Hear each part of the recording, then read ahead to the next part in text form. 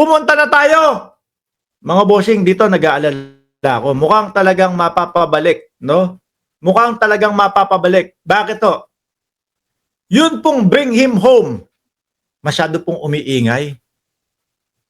Hindi, ano tayo? Totohanan ho tayo, mga bossing. Madami pong masyadong umiingay ho. Lalo na po sa social media, mga kababayan. Simula po, nung nakita siya dun sa The Hague, mga bossing, biglang umingay po yung bring him home. Nagalit po ang mamamayang Pilipino nung nakita po siya na nandoon na siya sa ICC. Bakit to, mga kababayan? Syempre, no? Pugante. Oh, hindi yan. Pugante. Di ba, mga kababayan?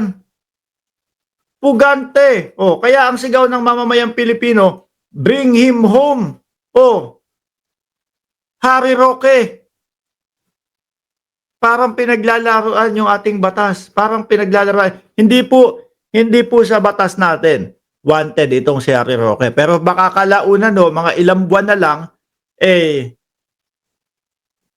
wanted na po sa batas natin yan, mga kababayan.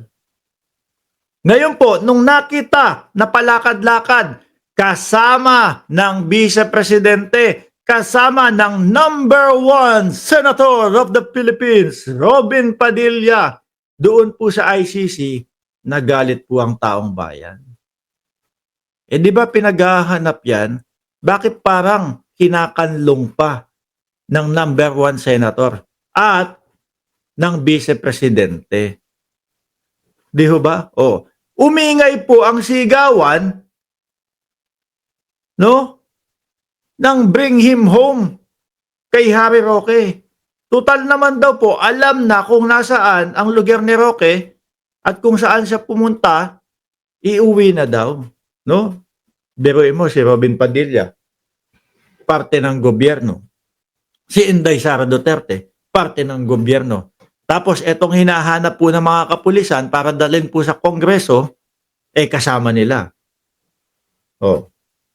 Tingin ko ho, pagbalik ni Robin Padilla at ni Inday Sara Duterte, pagpapaliwanagin po ito. Patungkol po kay Patungkol po kay Roque, no? Sabi ni Dan TV, meron na pong post dito sa Pinas Host na welcome na si Digong. Kinakalat na, nakauwi na daw.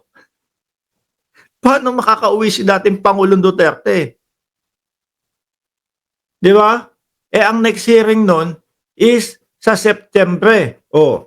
At nga, sinasabi nga ni Harry Roque na gusto niya daw na maging isa sa legal na magtatanggol kay dating Pangulo. Wag. Wawa ka dyan, Roque. No? Unang-una, kawawa ka dyan kasi pagka dumating yung punto na umakyat yung kaso mo, no, doon sa human trafficking, alam na, kaya ka ng tuntunin.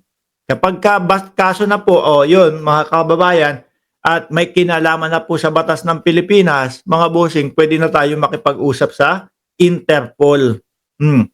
Bossing, mga Interpol namin, mga boss naming Interpol, mga kaibigan naming Interpol, baka pwede nyo kaming tulungan dito kay Roque. Kasi wanted to sa Pilipinas No? At hindi nyo pwedeng sabihin na pinupolitika si Roque. Bakit to? Kasi magliligal o mag-a-attorney, maglo-lawyer si Roque kay Pangulong Duterte kaya pinahuli. Talagang pinapa-aresto po, pinapakuha para madala sa Kongreso si Roque. Yun lang ho. Kung sakali na si Roque, mga kababayan, naabutan nung kaso niya, umakyat yung kaso niya habang nasa loob siya ng Kongreso, diretso ho yan. Diretso po yan sa oblo, mga kababayan. Diretso po yan sa oblo. Ano? Biruin mo, Sila, alam nila kung nasaan sila. Panigurado ko yung kung meron pang mga nagtatago doon sa grupo nila, alam din nila yan. Mga bossing. Sila ay magkakasapakat. Grabe sa pagkalat ng fake news dito. Host, Sobra ho, ang dami. At eto, isa si Roque, nagpapakalat din ng fake news 'to. Hmm. Yun lang ho nung nasa SMNI siya, sa Semenay mga kababayan, ay grabe. Yung sa Semenay nandun pa lang ho siya, sinasabi niya may inarmasan ng pamukpok ang gobyerno para kalabanin kaming mga magmamautog. Ang totoo ho, hindi sila pinayagan nung may-ari ng lupa, kaya nagsiuwian na lang ho. O ayan, si Roque kasi nagpakita doon sa ICC. Kaya ang sigaw ng taong bayan ngayon, bring Harry home na.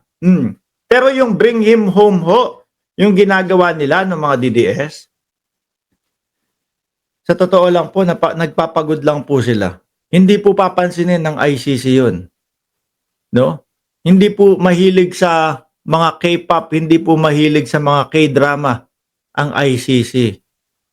Hanggat nakikita ho nila na tama ang proseso lahat, hanggat nakikita nila na meron silang mga katanungan, tuloy yung investigasyon yan. Dapat ang gawin nyo, Roque, kung sakali man, na ikaw, no? Na ikaw, Roque, maging legal na counsel ni dating Pangulong Duterte, ang i-request mo, tinuturuan na kita, ha? Kesa dun sa paiba-iba pa. Kasi ho sila, ang mali nila, hindi ho sila rumerekta doon sa talagang magiging solusyon sa kanilang problema. Paligoy-ligoy ho sila.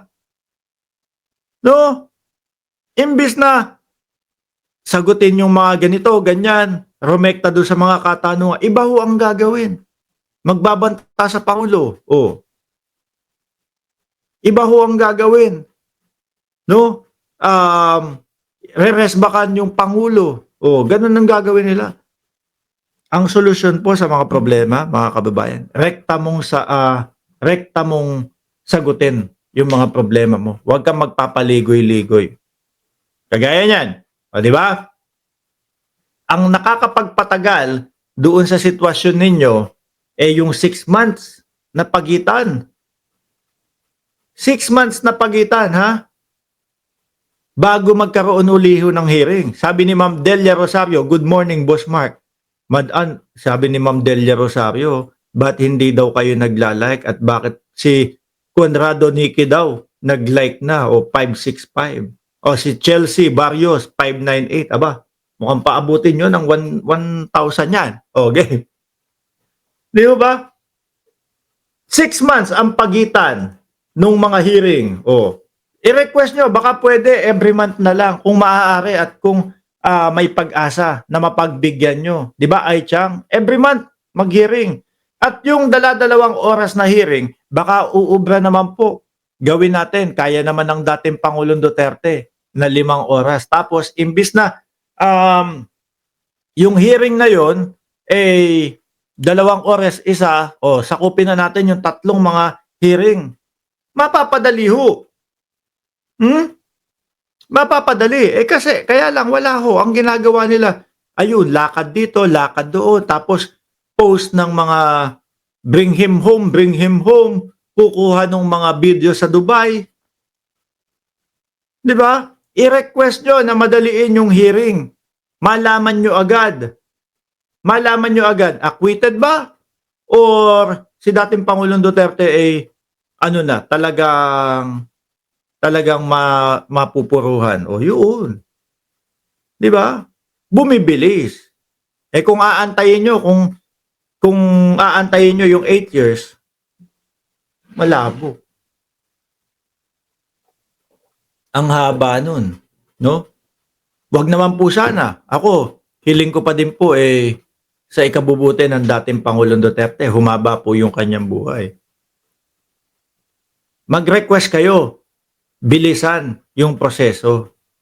Kasi sabihin nyo, matanda na.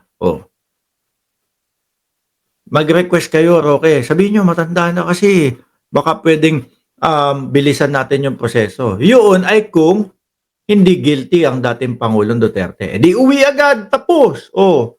Paligoy-ligoy kayo mga boss, I-type nyo nga dyan, i-komento nyo nga po dyan. Kung gusto nyo po na mapauwi si Roque, bring home Harry Roque. Bring Harry home! Bring Harry home! Yan ang sigaw ngayon. Yung bring him home kay dating Pangulong Duterte, pasensya na po, doon lang tayo sa true. Hindi po mahilig ang ICC sa mga ganyan, mga kababayan.